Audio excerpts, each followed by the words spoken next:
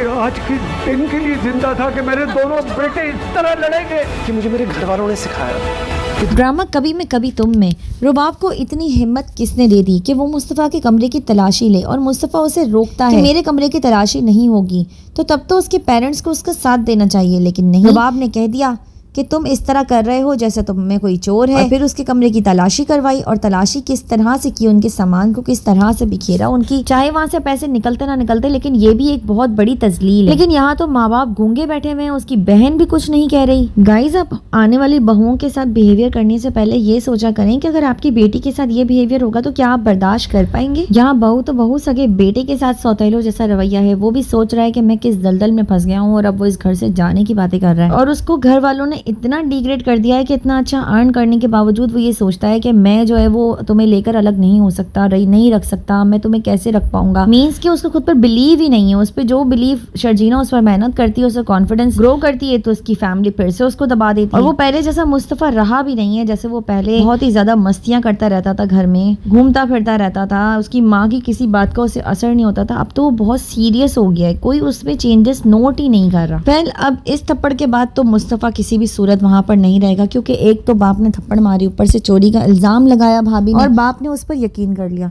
तो बस वहीं से ही मुस्तफा और शर्जीना घर छोड़कर चले जाएंगे। अब स्टार्ट तो उनको लग रहा होगा कि ये काफी उनके लिए मुश्किल है, लेकिन यहीं से उनकी जिंदगी की असल शुरुआत होगी, उनकी लाइफ की अच्छी शुरुआत होगी, और वो आगे बहुत कामयाब होंगे, और वो ऊपर चलते जाएंगे और रुबाब और अदील नीचे जाते जाएंगे।